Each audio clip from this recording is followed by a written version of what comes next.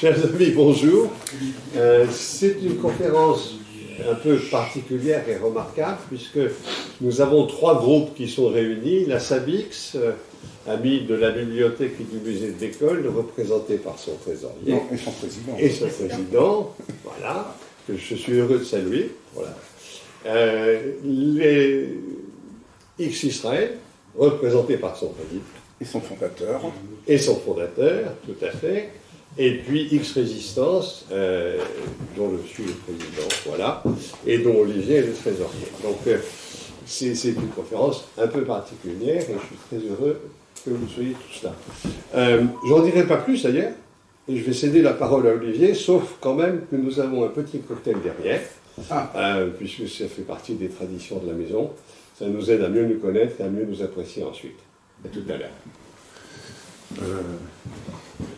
Bon, on a une conférence en deux parties.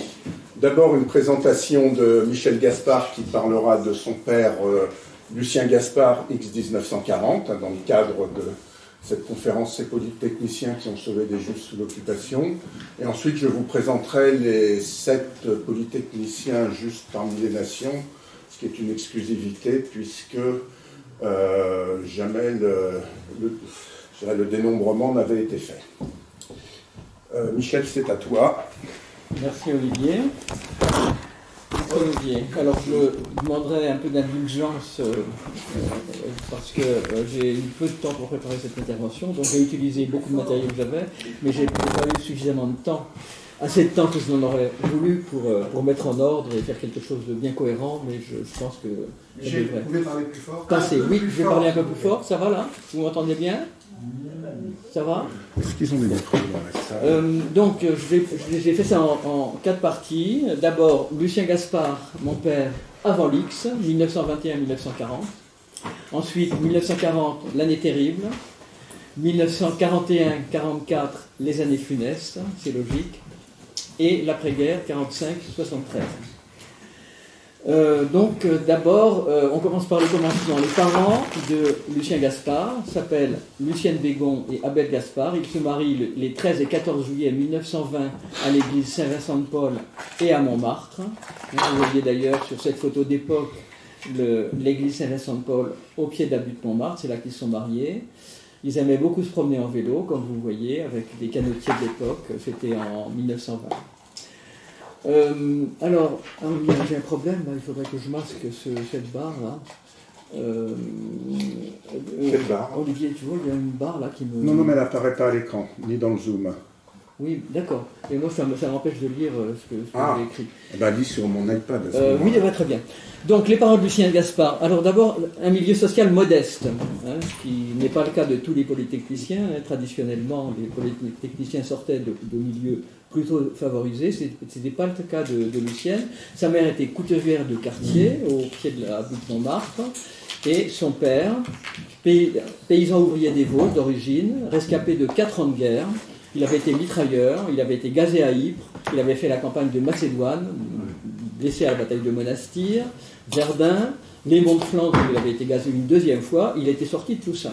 Il était employé aux écritures au Gaz de Paris, il avait simplement le certificat d'études, et donc c'était une famille assez modeste, comme il y en avait beaucoup, dans le 10e arrondissement de Paris, au pied de la butte Montmartre. Ils habitaient au 52 rue Chabrol. Vous voyez, c'est une carte postale d'époque, de 1935. C'est très intéressant. Et on voit mes grands-parents à la fenêtre, Abel et Lucienne Gaspard. Les gens faisaient des cartes postales comme ça pour avoir des souvenirs, ou les envoyer à la famille. Lucien Gaspard, enfant modèle, élevé surtout par sa grand-mère montmartroise, Marthe Bégon. Vous le voyez là, un jour de distribution des prix en 1932. Et enfant de chœur modèle à Saint-Vincent-de-Paul. Il était soliste de la chorale, il avait une voix magnifique. Le jeune Lucien Gaspard devient un élève brillant du lycée Rollin, boursier, où pendant 6 ans, il suit, entre autres, les cours d'un certain professeur Paul Lévy, qui deviendra son beau-père, qui a été mon second grand-père. Voilà. Qui est arrivé de Strasbourg à Paris en 1933. Linguiste assez réputé, d'ailleurs, pour les langues germaniques. Vous voyez ici qu'en 1935, l'élève Gaspard avait demandé de passer directement de 4e en seconde pour prendre une année d'avance. Et avec le commentaire, c'est sur les registres du lycée, très intelligent, travaille peu à la maison. À la maison, c'était l'atelier de couture, il y avait un défilé permanent de, voilà, il travaillait peu à la maison, et puis il se débrouillait très bien. Alors, lycée Rollin 1936-37, il est en terminale, et, il y a un problème aussi, Lucien noue à ce moment-là une amitié, une grande amitié avec Mischa Bienenfeld, un garçon qui était dans sa classe, un juif d'origine polonaise, arrivé à Paris à sa naissance, pratiquement. Et l'année suivante, c'est l'hypotaupe, la prépa du lycée Rollin, où on le trouve ici de nouveau avec son grand copain Mischa Bienenfeld, et ce professeur de physique-chimie, qui était un personnage extraordinaire, que j'ai moi-même très bien connu, ainsi que son fils Albert Cohen, donc Fernand Cohen, professeur de physique-chimie agrégé, et Albert Cohen, et ils deviennent trois grands copains. Et bien sûr, avec l'aide de très bons élèves, avec l'aide du professeur de physique.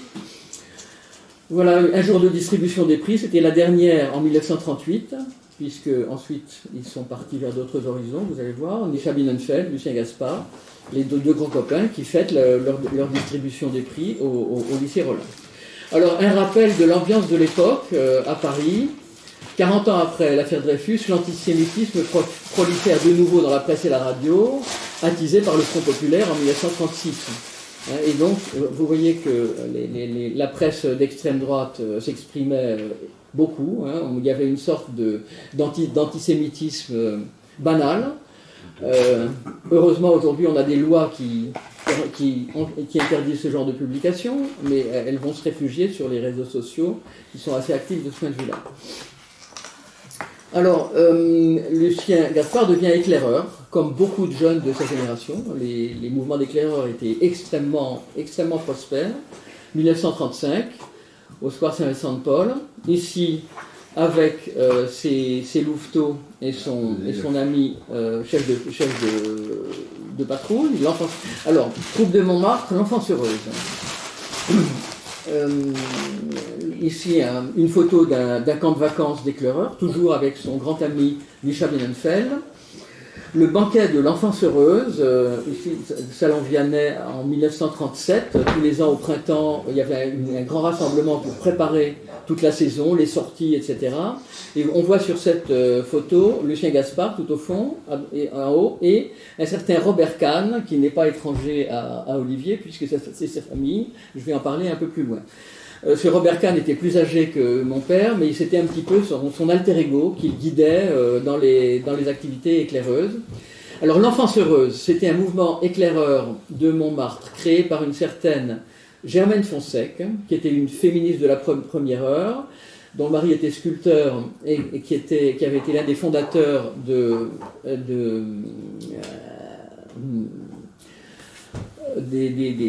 mouvements dreyfusards.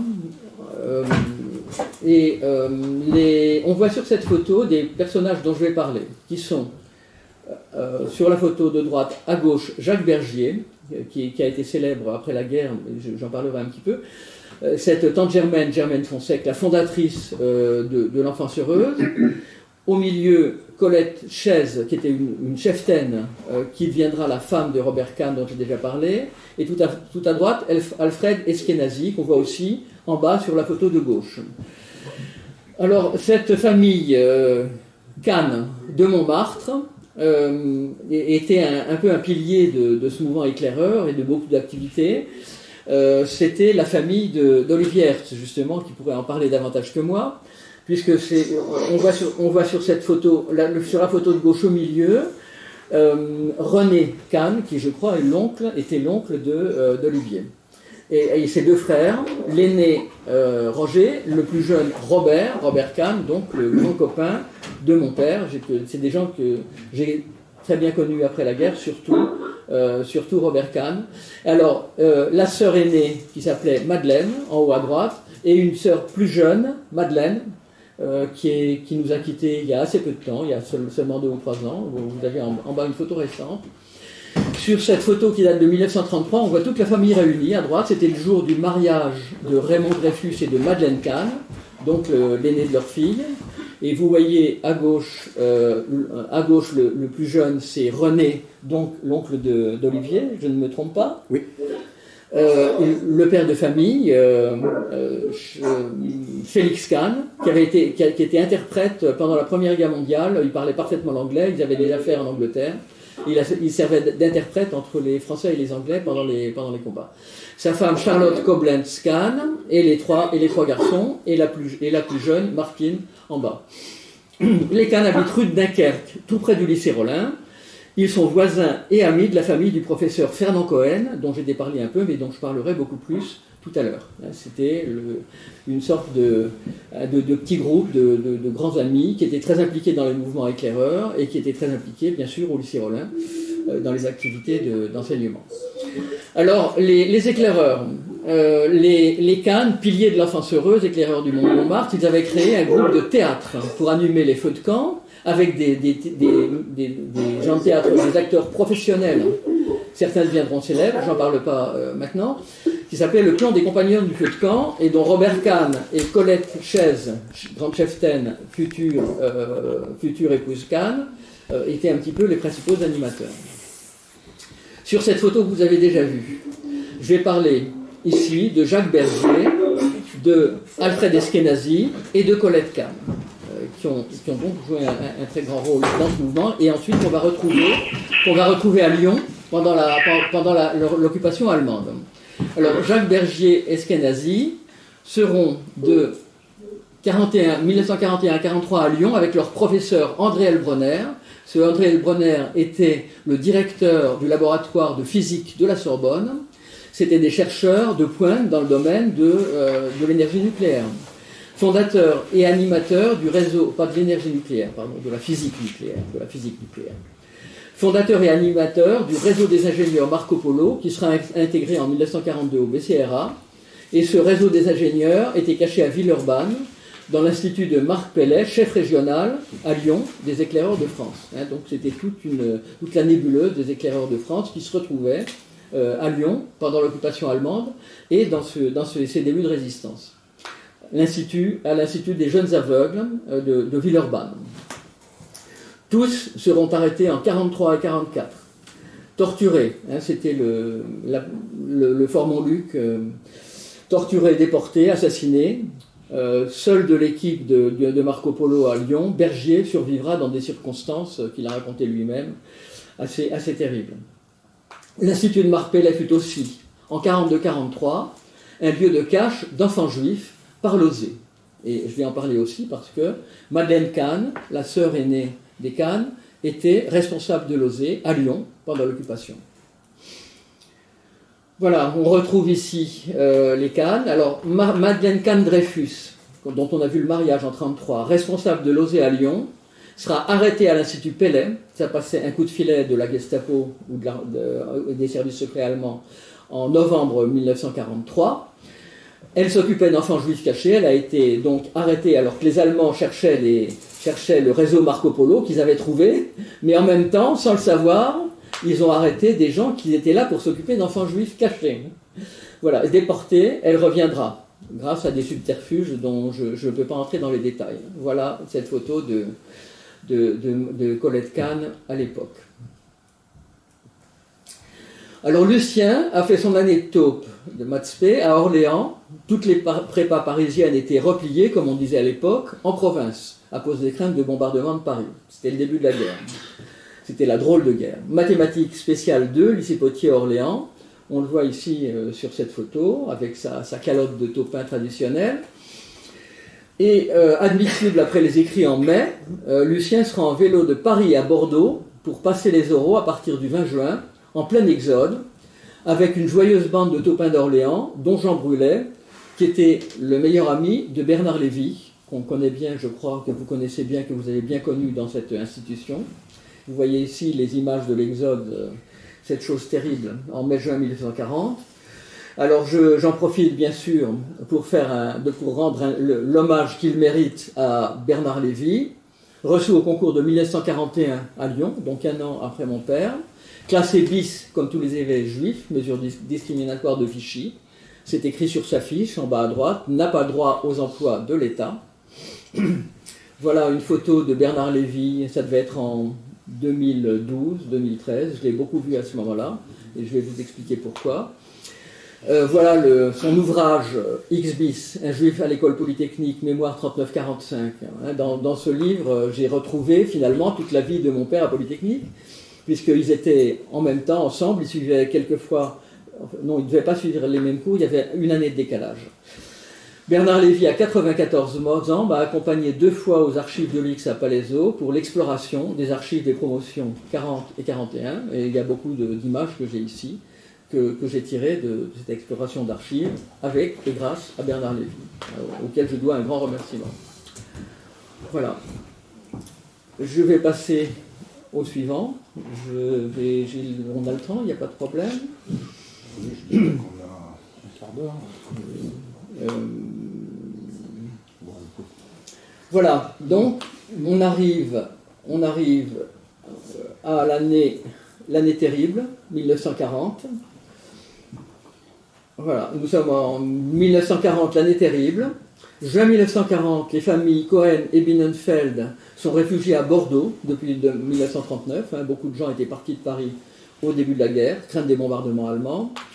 Nisha et Albert sont aussi candidats à Nisha Binnenfeld, Albert Cohen, qu'on a vu, le fils du professeur de physique de Rollin, également candidat à Polytechnique. Ils suivent la taupe de Bordeaux au lycée Montaigne.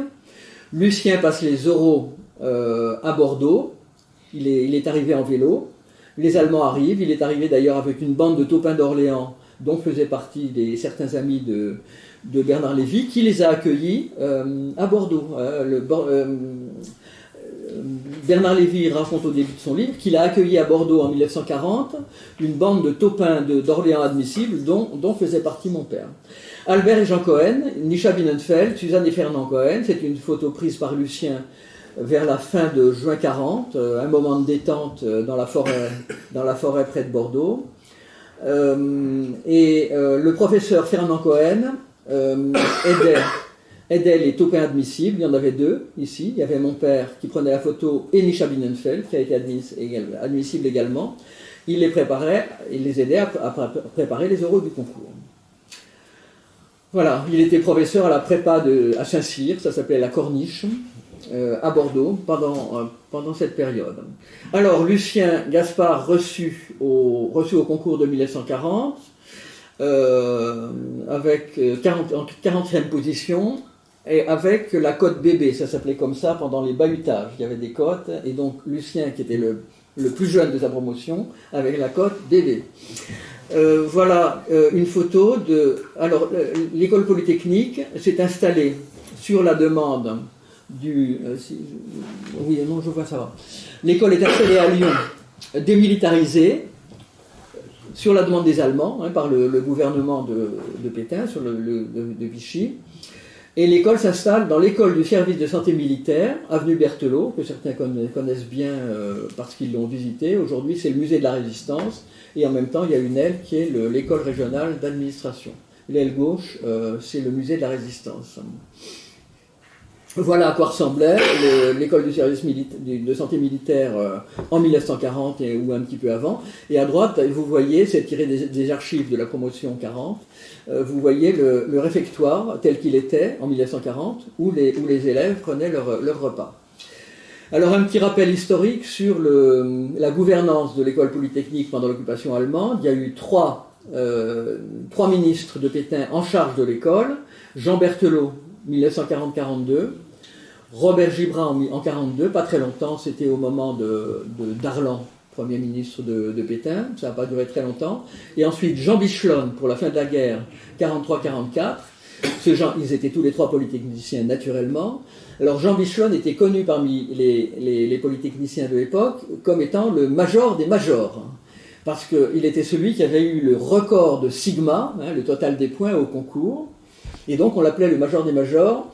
Malheureusement, Jean Bichelon a été aussi un major de la collaboration, parce qu'il est devenu le ministre de l'Industrie et de la Main-d'œuvre, je crois, de Pétain, Et à ce titre, c'est lui qui a fait les lois du service du travail obligatoire pour faire plaisir à son ami Albert Speer, qui faisait le même travail à Berlin, et donc qui ramassait toute la main-d'œuvre possible pour l'industrie militaire allemande.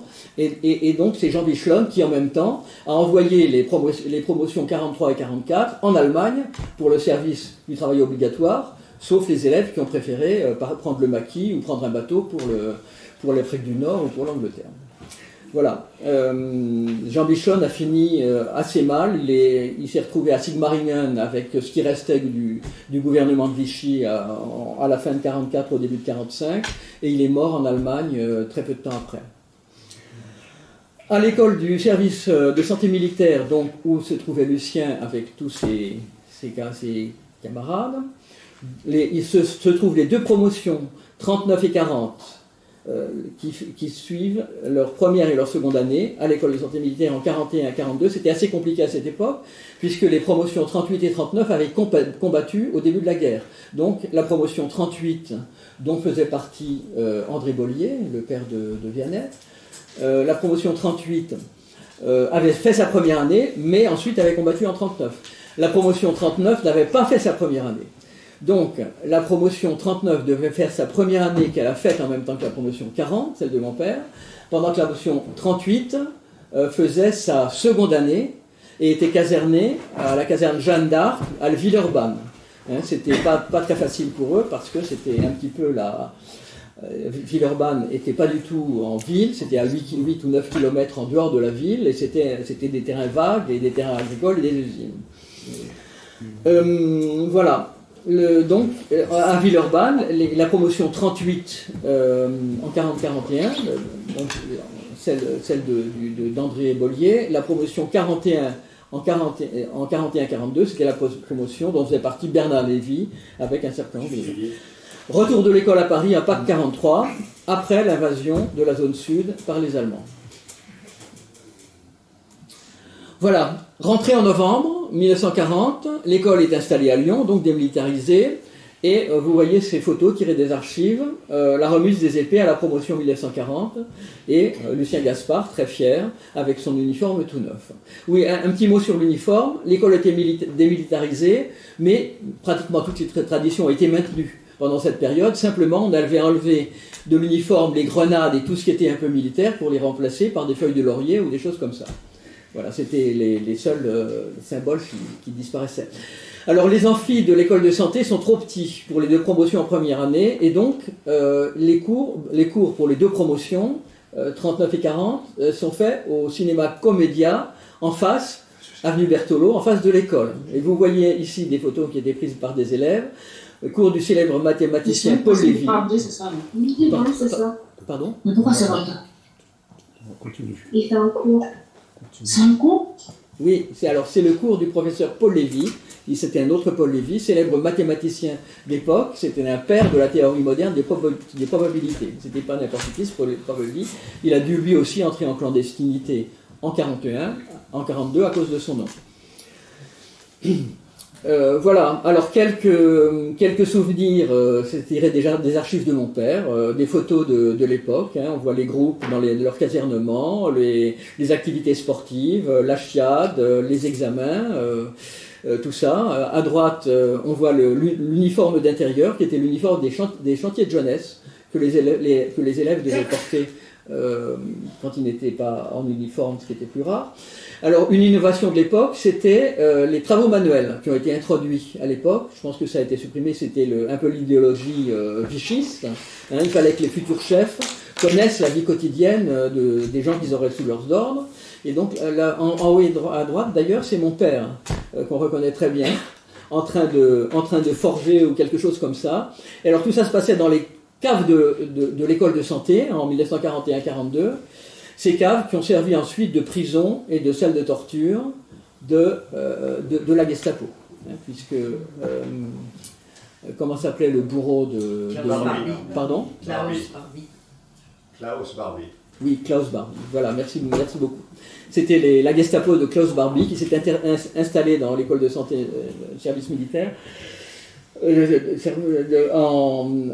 à l'arrivée des Allemands, début 43, je pense. Et c'est pour ça d'ailleurs que l'école est retournée à Paris à Pâques 43.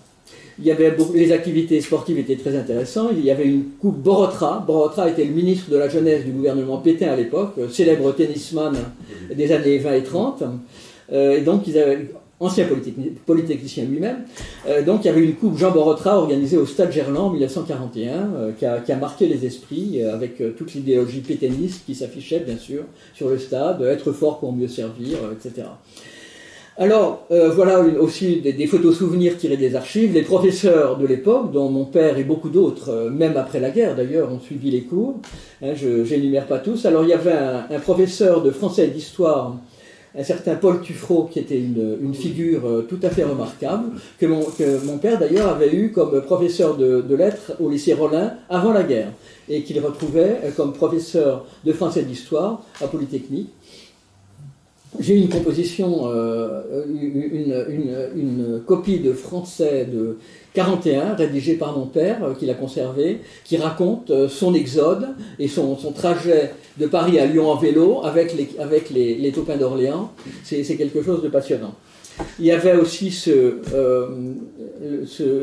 Louis le Prince Ringuet, professeur de physique, qui a marqué des générations, une véritable idole pour certains. Les gens l'aimaient beaucoup.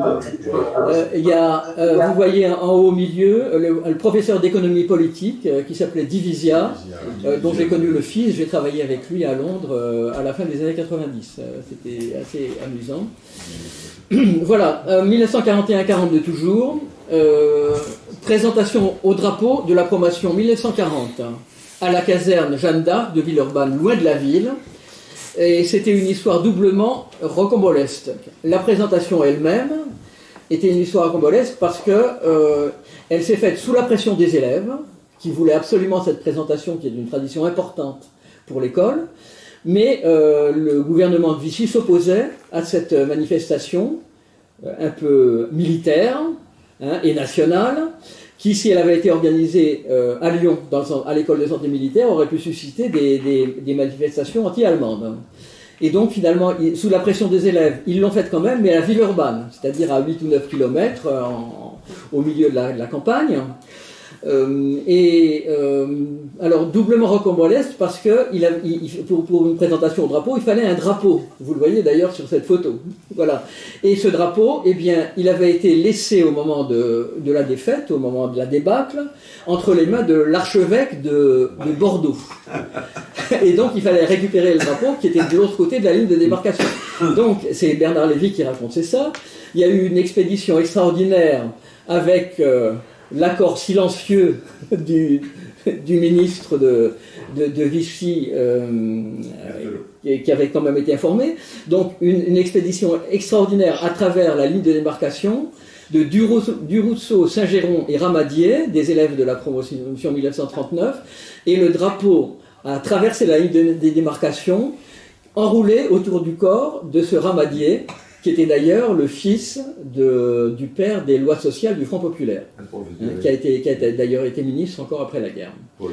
Voilà, Paul Ramadier, exactement. C'était son fils qui a rapatrié le drapeau, il lui a fait traverser la ligne de débarcation. Il était donc là pour le jour de cette mémoire. Alors là, je vais parler un peu de la vie parallèle de Lucien Gaspard à Paris pendant ses vacances et ses congés. Car les élèves parisiens voyagent de Lyon à Paris pour les congés par un wagon spécial qui part de la gare Perrache, sauf les élèves juifs, qui étaient interdits de traverser la ligne de démarcation, traverser la ligne à Chalon-sur-Saône.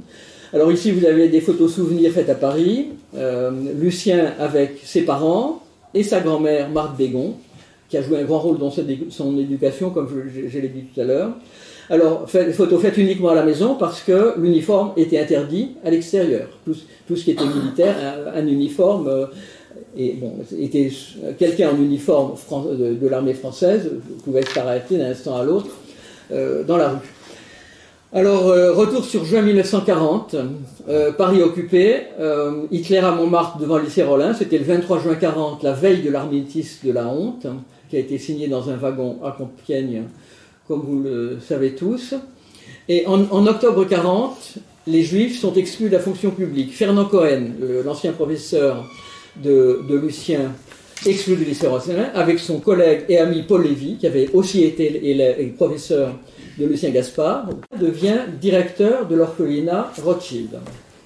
Et c'est là que Marie-Rose Lévy et Lucien Gaspard, tous deux amis d'Albert Cohen, le fils de Ferdinand Cohen, vont se rencontrer en mars 1941, pendant des congés de Lucien qui revient de Lyon, à l'orphelinat Rothschild.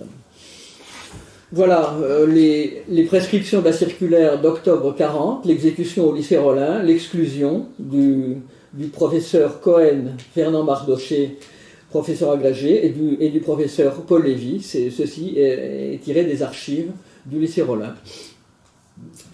Une petite parenthèse sur Daniel de Courdemanche. Daniel de Courdemanche, professeur d'allemand au lycée Rollin. Il sera aux origines de la presse Résistance en 1914 et il était un proche ami de mon grand-père, Paul Lévy, qui l'aidait à préparer sa thèse sur le romantisme allemand, à laquelle Daniel de Courdemanche a travaillé jusqu'à son arrestation en 1942. Arrêté par la police française avec Jacques Solomon, Georges Politzer, livré aux Allemands et fusillé le 30 mai 1942 au Mont-Valérien. Le lycée Rollin célèbre tous les ans l'anniversaire de l'exécution de Daniel de Courdemanche. Son nom sera donné au lycée Rollin en août 1944. Voilà, alors si vous pouvez visiter le lycée Rollin, qui a une fonction de musée dans les journées du patrimoine, et au grand parloir, vous pouvez voir une fresque d'un professeur de dessin de l'époque qui s'appelait Alfred Lotte-Montel, que j'ai lu moi-même comme professeur de dessin quand j'avais 10 ans. Donc au grand parloir du lycée Jacques de Cour, sur cette fresque, vous pouvez voir, elle représente de façon onirique le martyr de Jacques de Cour, et avec les professeurs résistants. En bas en blanc, c'est la fille de Jacques de Cour, qui s'appelle Brigitte de Cour, elle est d'ailleurs toujours vivante. Et vous voyez tout à fait en bas à droite sur la fresque, Fernand Cohen et Paul Lévy, qui ont été représentés, Alfred Montel, je pense, par les deux photos que je vous montre. Retour sur 1940, Paris occupé. La famille Gaspard a quitté Paris en exode le 12 juin 1940, 2 jours avant l'arrivée des Allemands. Lucien est parti à vélo passer les oraux de Polytechnique, j'ai dit tout à fait. Pendant que la famille Lévy quittait Paris au même moment, elle est revenue en juillet. Marie-Rose reprend ses études à la Sorbonne, elle les avait commencées en 1938-1939, et elle arrêtera en 1942 pour entrer en clandestinité, sous un faux nom et dans un autre logement. Les éclaireurs israélites, autre vivier de futurs résistants. Alors Marie-Rose a été éclaireuse à la section Esther Montelon dans le 9e arrondissement. Ce sont de futurs cadres de la 6e. La 6e, c'était l'organisation clandestine des éclaireurs israélites pendant l'occupation allemande. Ici, Marie-Rose Lévy, très jeune. Les sorties en forêt de Fontainebleau des éclaireurs, je passe vite parce que c'était assez courant à l'époque. Et 2 éclaireuses israélites parisiennes de l'avant-guerre, Marie-Rose Lévy, dont je viens de parler, et Hélène Baird, dont vous avez entendu parler, puisque son journal est devenu célèbre il y a une quinzaine d'années. Hélène Baird, étudiante en anglais à la Sorbonne, Marie-Rose Lévy, étudiante en allemand à la Sorbonne, elles avaient exactement le même âge. Marie-Rose, éclaireuse israélite de la section Montelon, Hélène, éclaireuse de la section Suffren, donc elles se rencontraient dans les camps des activités communes, et elles étaient toutes deux éducatrices bénévoles à l'orphelinat Rothschild en 1942. Janvier 1941, le professeur Fernand Cohen prend la direction de l'orphelinat Rothschild. Albert Cohen s'installe avec toute sa famille au premier étage de l'orphelinat. Donc c'était encore le début de l'occupation. Albert Cohen, ça c'était la fête de Purim, fête juive traditionnelle en mars 1941. C'était un peu le carnaval juif. Jean Cohen, jeune frère d'Albert, au premier étage, à la fenêtre du premier étage. Et le professeur Fernand Cohen, devenu directeur de l'orphelinat. Et Lucien Gaspard l'a retrouvé au moment de ses premiers congés, en décembre 1941 et début janvier. Décembre 40, début janvier 41, son ancien professeur qu'il révérait, et ses copains éclaireurs, etc. Il les a tous retrouvés à ce moment-là, à l'orphelinat Rothschild, au début de l'année 41. Albert Cohen et Nisha Bienenfeld ont commencé leur scolarité à l'école de physique et chimie de Paris. Ils avaient été reçus au concours de 39, mais ils avaient quitté Paris et ils continuaient à préparer Polytechnique, après avoir été reçus. Donc après avoir échoué à Polytechnique, où Nisha Bienenfeld, je crois qu'il a été collé à l'oral, mais de toute façon, pour les élèves juifs en 40, ça devenait très problématique. Donc ils sont tous les deux rentrés à Paris et ont commencé leur scolarité à physique et chimie, qui n'ont pas pu terminer à l'époque parce que ça devenait impossible de rester à Paris pour des élèves juifs. Et alors on voit sur cette photo qui est très intéressante Albert Cohen et Marc Hamon, Nisha Bienenfeld et Thérèse Tedesco, côte à côte. Et alors ils étaient tous les quatre enseignants bénévoles à l'orphelinat Rothschild à ce moment-là, début en 41. Marc Hamon, ils étaient tous éclaireurs israélites sauf Albert Cohen qui n'était pas éclaireur. Et ils animaient en 1941 les activités de l'école pour jeunes filles de l'orphelinat Rothschild. Marc Hamon deviendra en 1942, il est un responsable des papiers de la 6e, l'organisation clandestine des éclaireurs israélites, déporté, arrêté par les Allemands avec des valises de faux papiers. Il était le principal fabricant de faux papiers, il était chimiste. Il a été déporté par le convoi 77 de Drancy, le dernier convoi complet parti en juillet 1944, assassiné. Thérèse Tedesco fera passer des groupes d'enfants en Suisse avec les éclaireurs israélites de Grenoble, dont je vais parler tout à l'heure, et Georges Loinger, assassiné à Annemasse au printemps 1944.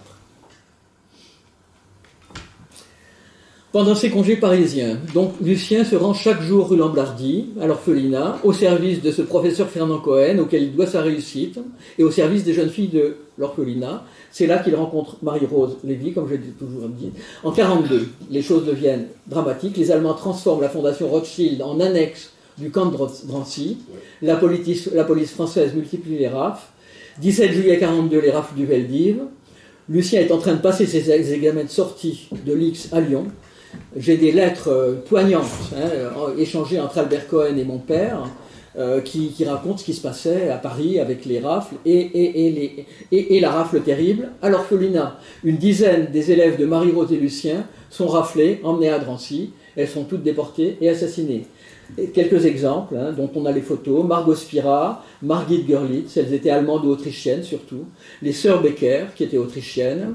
Cette Lucie Lunenfeld, autrichienne.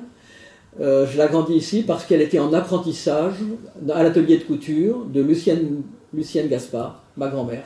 Elle était en apprentissage chez mon père, à l'atelier de couture, au moment où elle a été arrêtée à l'orphelinat et déportée. C'était une chose que j'ai appris très longtemps après la guerre. Mes parents ne parlaient pas de tout ça. Toute la fondation de Rothschild donc, est transformée en annexe de Drancy. Le 10 et 11 février 1943, nouvelle rafle d'enfants par la police française à l'orphelinat pour compléter un train de déportés en partance. Cette plaque qui se trouve au 7 rue Lamblardy, qui est maintenant un immeuble, l'orphelinat a été détruit. À l'entrée de l'immeuble, vous avez cette plaque qui commémore la déportation de tous ces élèves, dont une bonne moitié, sinon les 3/4, étaient des élèves de mes parents et d'Albert Cohen et de leurs amis en 1941-1942, jusqu'au début de 1943. Après cette seconde rafle, Lugif ferme l'orphelinat. Les enfants sont dispersés vers des homes et des familles d'accueil. L'orphelinat devient jusqu'à l'été 1944 un hospice annexe de Drancy.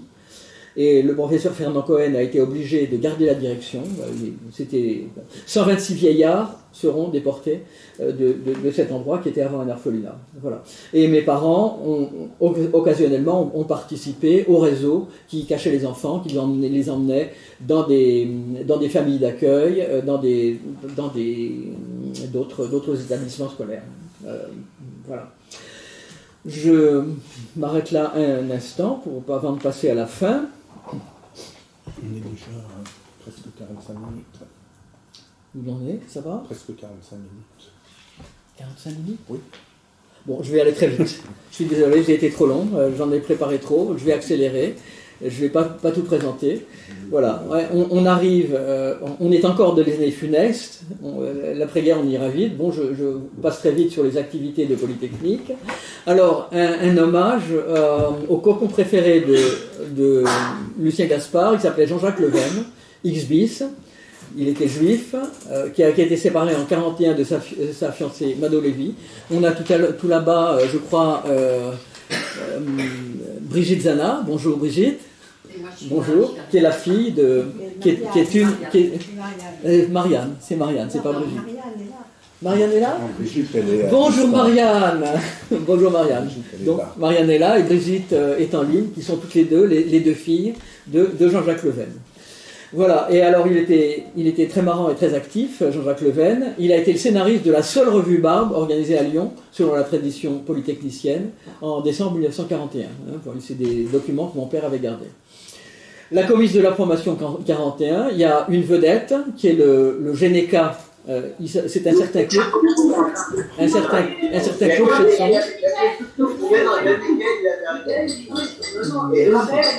certain Claude Chesson qui deviendra commandant de char de la 2e division blindée du général Leclerc et qui sera ensuite, plus tard, ministre des Affaires étrangères de François Mitterrand pendant plusieurs années et plus tard encore commissaire européen. Donc c'était le chef de la comice de la promotion 1940.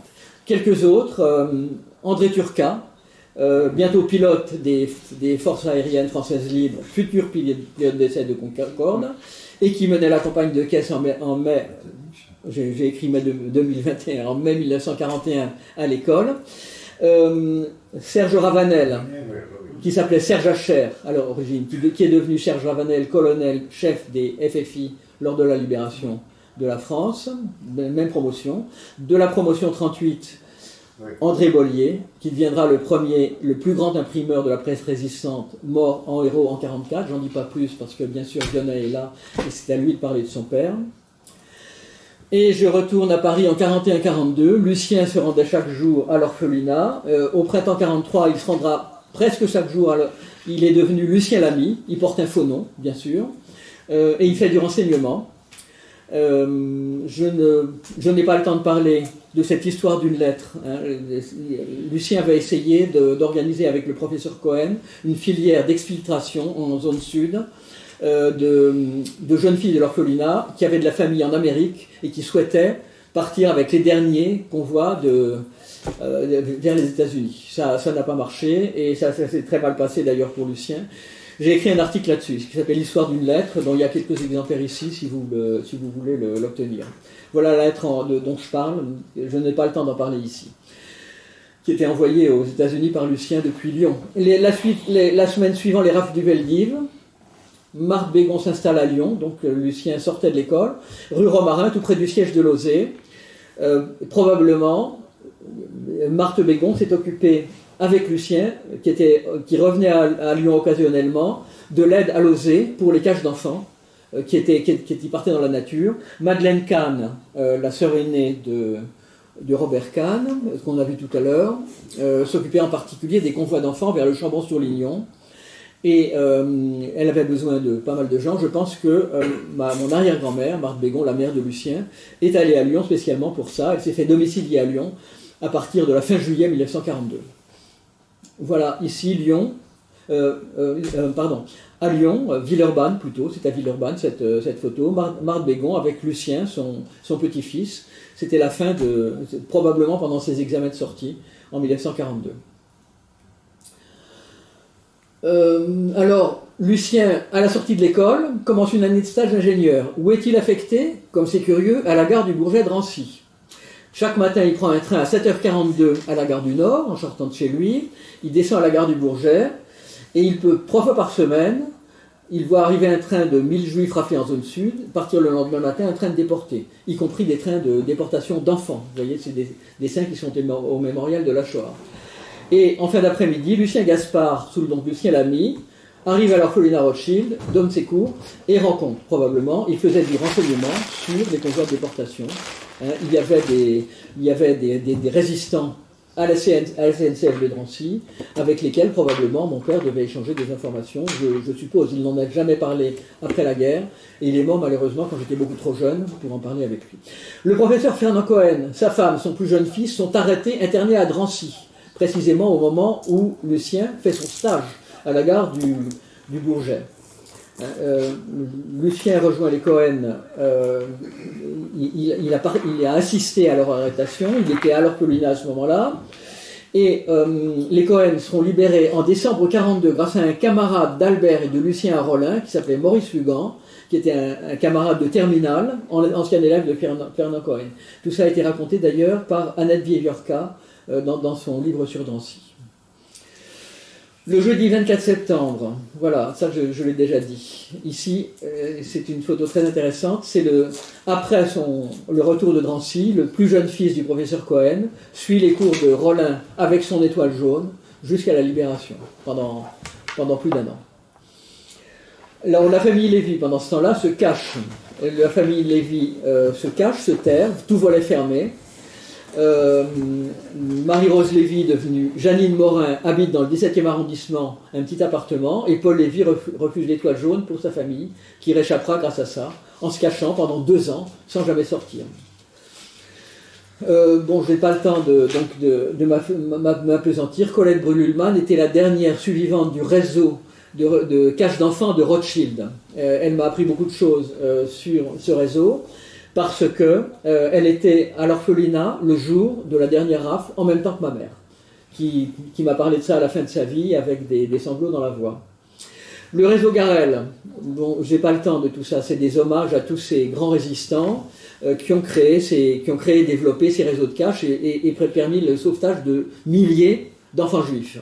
Les réseaux de Lozé, des éclaireurs israélites, donc, auxquels mes parents ont participé. Fernand Cohen et sa famille à l'orphelinat Rothschild, donc, qui ont été très actifs. Ici, c'est une photo prise vers la fin de la guerre, au domicile de Marie-Rose Lévy, dans le 17e arrondissement, au Batignolles. Lucien Gaspard, qui s'appelait Lucien Lamy, Marie-Rose Lévy, Janine Morin, Albert Cohen, qui était devenu Albert Hugon. Il s'était caché à Marseille pendant un bon bout de temps. Voilà, aussi un bref hommage aux fondateurs, dont ce Georges Loinger, qui a été l'un des grands chefs de la résistance juive, et qui est mort à 104 ans, et qui a écrit la préface du 2e volume de mon histoire familiale. C'était un monsieur extrêmement impressionnant. Vous voyez sa photo pendant la guerre, et sa photo en 2004-2005, quand je lui rendais visite chez lui.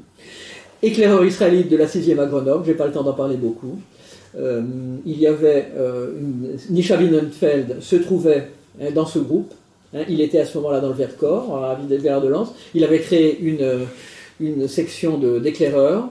Ici, Liliane Liber et Théo Klein. Théo Klein qui avait été un élève de primaire avec mon père au pied de la butte Montmartre et qui deviendra le président du CRIF dans les années 80-90.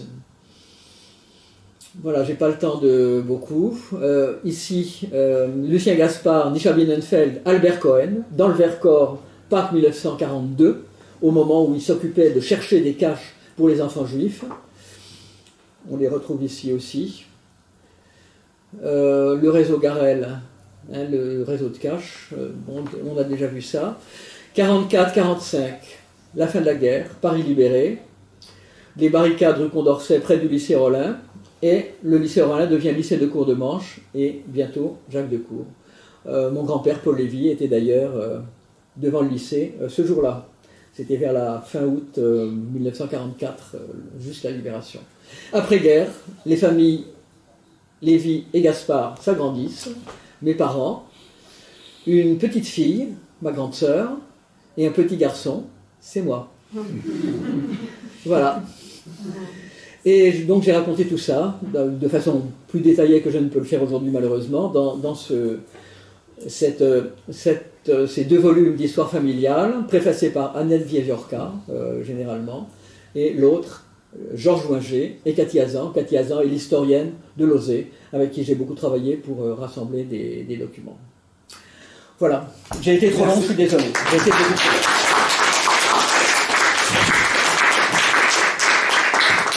On peut peut-être prendre juste 1 ou 2 questions le temps qu'on change l'affichage. Oui, Bert. Moi, j'ai 3 raisons d'être ici gratuitement. Je suis à la fois cotisant d'Assabix, cotisant de X Résistance et fondateur de la bourse de X Israël. Je veux dire, j'ai entendu dans votre discours passionnant des tas de noms que j'ai connus quand j'étais à l'école, et ça ne me rajeunit pas, puisque le prince Ringuet, Tuffron et autres, Paul Lévy et Titien étaient encore enseignants en 1953 sur la montagne Sainte-Geneviève. Je voudrais simplement dire qu'aujourd'hui est une journée spéciale, puisque c'est la journée fixée par les Nations Unies il y a quelques années pour la commémoration de la Shoah. C'est particulièrement approprié d'avoir fait cette réunion. Bravo.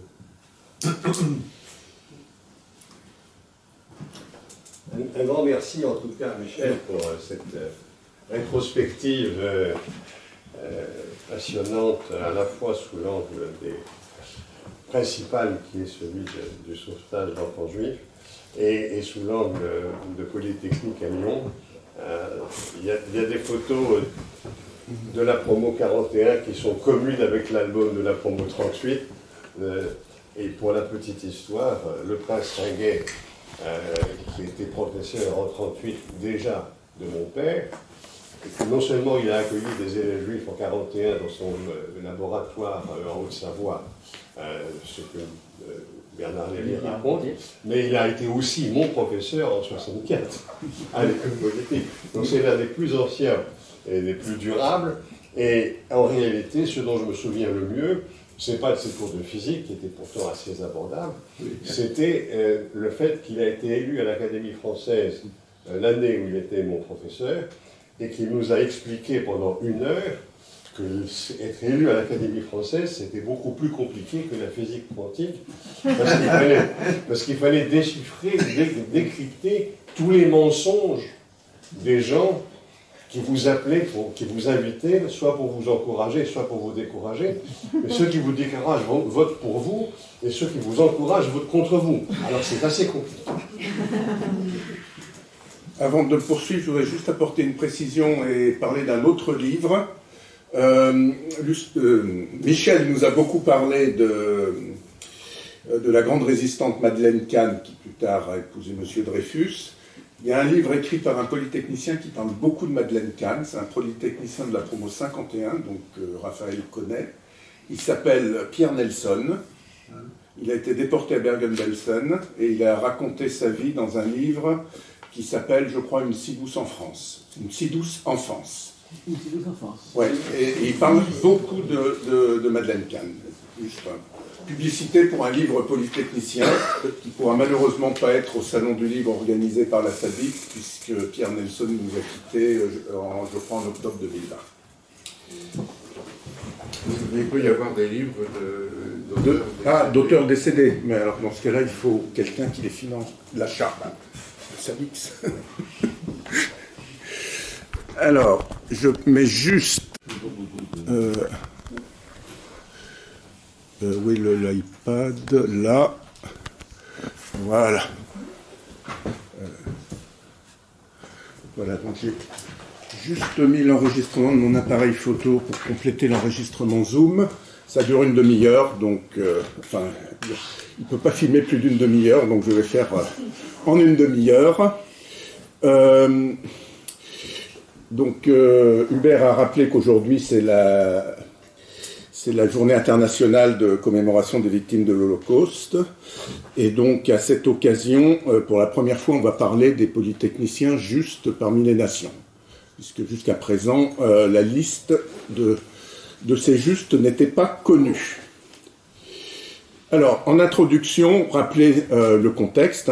En 1953, le Parlement d'Israël, la Knesset, crée 2 choses. Le mémorial de Yad Vashem, consacré aux victimes de la Shoah, et puis la distinction de juste parmi les nations, donc la plus haute distinction de l'État d'Israël à des civils, et qui récompense les personnes qui ont mis leur vie en danger pour sauver des Juifs. Juste parmi les nations, c'est une expression du Talmud, qui est Chassid Umot Haolam, littéralement pieux des nations du monde. Alors, pour être juste des nations, il suffit d'avoir sauvé un juif, on le verra avec certains polytechniciens, puisque, pour reparler du Talmud, qui sauve une vie, sauve l'univers tout entier. Mais simplement, il faut aussi des témoignages et des preuves. Donc Lucien Gaspard aurait pu être juste, mais encore aurait-il fallu qu'il y ait une recherche proactive de témoignages qui soit envoyé à Yad Vashem pour instruire le dossier. Si je peux t'interrompre un instant, Anna Viorka m'a demandé un jour si ma sœur et moi avions envisagé de demander un dossier posthume. Je lui ai répondu que Lucien Gaspard aurait trouvé cette idée complètement saugrenue. D'accord. Alors, le nombre de justes aujourd'hui, c'est 28 000, un peu plus de 28 000 début 2022, et 80% qui viennent de 6 pays. Donc la France, les Pays-Bas, la Belgique, la Pologne et l'Ukraine. Alors on ne va pas rentrer dans les détails de savoir pourquoi il y en a proportionnellement moins en France qu'aux Pays-Bas ou en Belgique par rapport à la population. Ça mériterait une étude plus spécifique. Vous avez le diplôme et la crypte des noms à Yad Vashem à droite de la diapo. Alors, les gens qui ont suivi des juifs pendant l'occupation, ils prenaient autant de risques pour leur vie que les résistants. Vous avez peut-être vu un téléfilm récent avec Mathilde Seigné et je crois que c'était Gérard Lanvin, qui s'appelait... il y avait juste dans le titre, et puis elle, à la fin, elle est déportée, puis elle revient de déportation. Donc ils prenaient autant de risques que les résistants, que ce soit des résistants combattants ou des résistants qui apportent des papiers ou autres. Donc à ce titre, l'X-Résistance se doit d'honorer la mémoire des X justes au même titre que celle des X-Résistants. Donc pour ça, on a mené un travail similaire à celui de 2017 qui avait permis d'élaborer la liste des X médaillés de la Résistance. Donc voilà l'article de la jaune et la rouge à l'occasion du Magnan 2017 que j'avais écrit avec Serge Delvas. Sauf que c'était beaucoup plus rapide, parce que au lieu de comparer la liste des X avec 48 000 médaillés de la Résistance, il y avait 2588 entrées de justes, personnes, couple ou famille, et donc au lieu d'y passer des semaines, j'y ai passé quelques heures. Alors, sauf erreur de ma part, la liste est exacte. J'ai éliminé 131 faux positifs, c'est-à-dire des justes homonymes d'X, sachant que j'ai regardé tous les prénoms, parce que parfois le prénom à l'état civil n'est pas le premier, donc il fallait vraiment faire attention, et je pense qu'il n'y a pas de faux négatifs, c'est-à-dire des X justes qui seraient passés à travers les mailles. J'espère n'avoir oublié personne. Donc voilà les 7 justes X. Donc ça va des promos 1899 à 1943. 2 en vert ont reçu la médaille de juste de leur vivant, les autres à titre posthume. Vous avez à droite les Juifs sauvés. Vous voyez que 5 sur les 7 ont sauvé une seule personne et que 2 ont sauvé un grand nombre de personnes. On va revenir individuellement sur les 7 justes. Alors là, un petit tableau statistique, mais vraiment à la grosse louche, qui montre que les X sont surreprésentés dans les statistiques de l'occupation. Alors ça mériterait d'être fait de façon un peu plus sérieuse, mais grosso modo, il y a une surreprésentation d'un facteur 15 dans les médaillés de la Résistance. Alors, pas les médaillés à titre posthume, parce que la liste des médaillés, on a juste fait celle de l'annuaire de 53. Dans les morts en déportation, il y a un facteur 2. Dans les compagnons de la libération, alors là, c'est facteur 90. Et dans les justes, facteur 8. Donc, il y a vraiment une grande implication des X dans la résistance. Alors, il y en a également eu dans la collaboration, parce qu'il y a quand même eu un certain nombre de ministres X sous Pétain, de collabos. Je pense qu'ils sont également assez surreprésentés. Alors là, pas forcément par rapport à la population française, mais par rapport à la haute administration française. Mais ce n'est pas le sujet d'aujourd'hui. Premier juste, c'est Jean Aujar. Donc lui, il était élève à l'école puisqu'il est promo 43. Il a été juste avec ses parents pour avoir hébergé une femme. Médaille décernée à Metz parce qu'il a été président de la Chambre de commerce et de l'Union patronale de la Moselle. Et en mai 2016, un square des Justes est inauguré à Thionville en présence du grand rabbin de France et aumônier de l'X et docteur de l'école polytechnique, Chaim Corsia.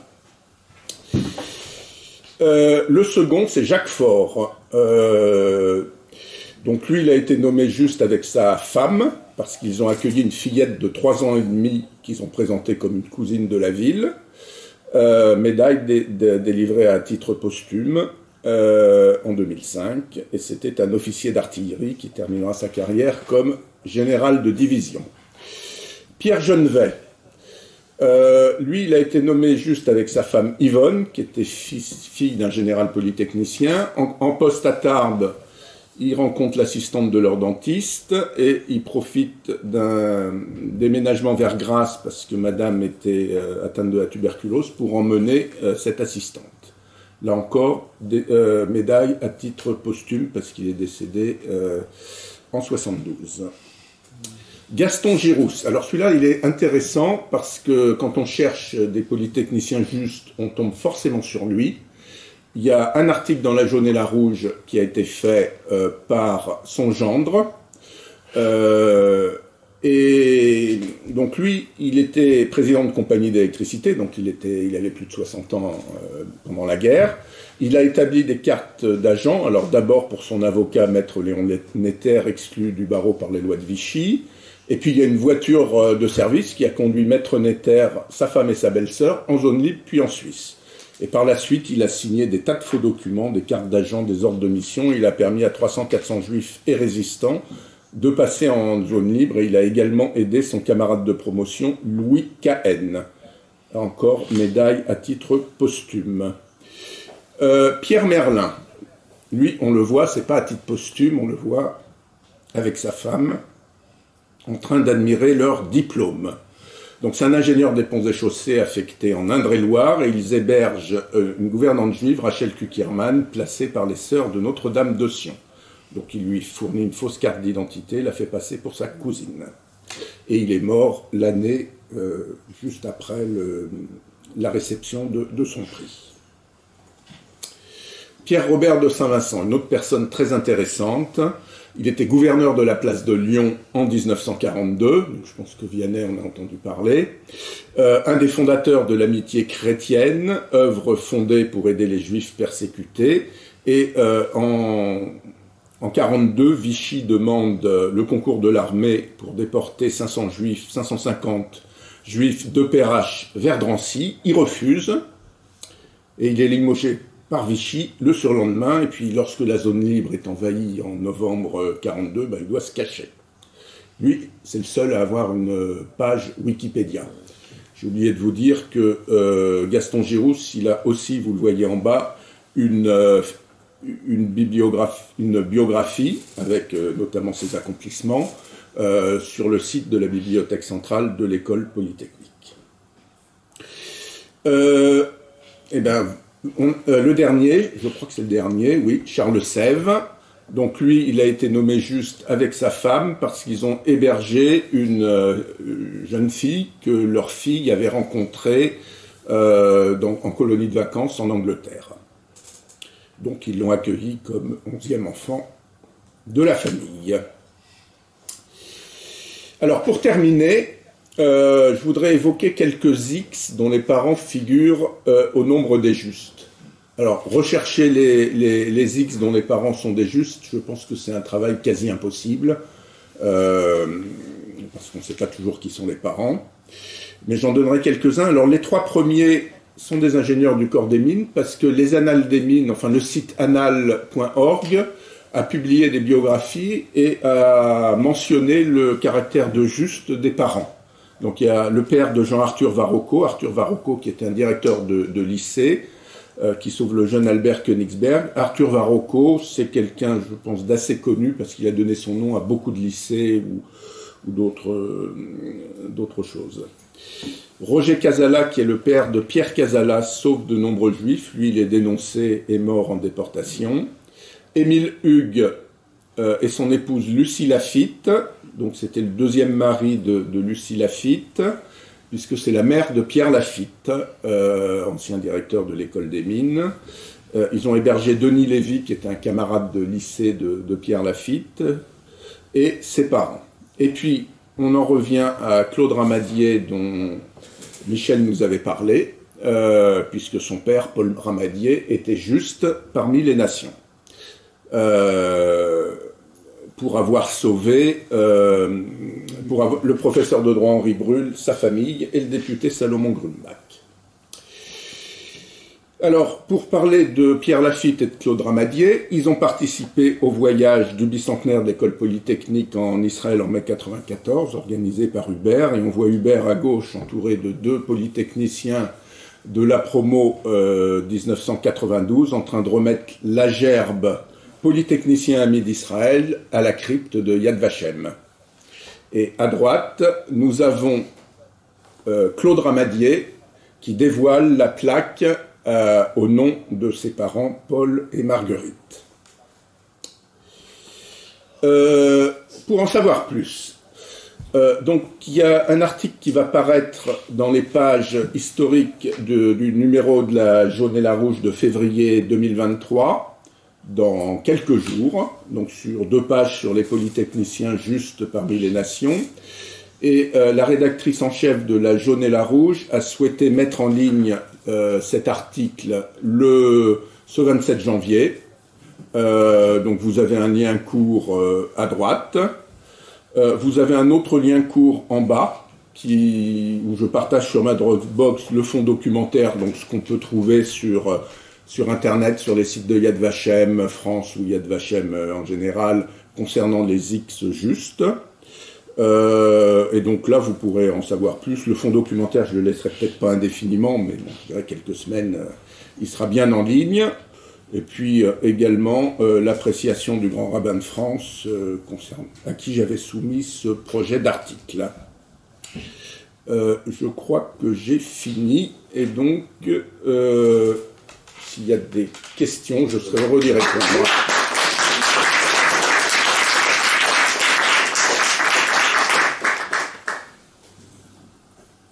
Donc j'ai fait assez vite, mais pour qu'on ait le temps de poursuivre autour d'un pot. Je vous enverrai les transparents, et puis tous les liens, hein, et l'enregistrement. Celui sur appareil photo et celui sur Zoom. Je diffuserai tout ça dans les jours qui viennent, j'espère ce week-end. Olivier, merci beaucoup.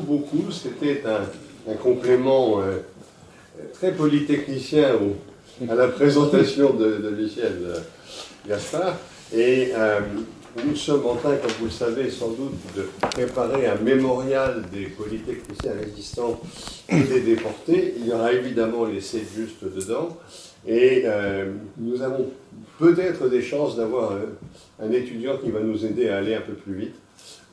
Mais c'est un travail de longue haleine, puisque ça a déjà commencé en 2017, au moins, sans parler du fait que Jacques Maillet, en 1991, disait que c'était nécessaire, mais à l'époque, ça posait trop de problèmes psychologiques entre les survivants et les autres. Donc là, maintenant, tout ça est apaisé, tous les résistants ou presque sont décédés, et on peut travailler en plus, avec plus de sérénité.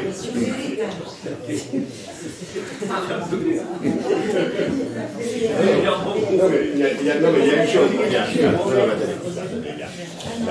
Le milieu mémoriel résistant n'est pas que polytechnicien. Et s'il y a une chose qui est certaine, c'est que les résistants ont du caractère, et parfois même, ils ont un peu mauvais caractère. Mais ça fait partie du mémoriel. Là, maintenant, il se trouve que je suis, grâce à Bernard Ezambert, que vous connaissez tous ou presque, que je suis trésorier de la Fondation de la Résistance. Donc, c'est un... bon, voilà. Ça reste encore très vivant, hein, la mémoire de la Résistance. Et plein de pièges psychologiques. Transmission. Des Oui, le passage aux enfants et aux petits-enfants, etc. Et puis alors surtout, il n'y a que des présidents. L'idée de ne pas être président de quelque chose, c'est pas bien. C'est le nom d'association. Des dernières interventions, questions pour Michel ou pour moi-même. On va boire un coup. Bon, on va boire un coup Et alors. ben voilà. Et merci Michel. Merci Olivier. Merci pour Tu peux remettre ma photo?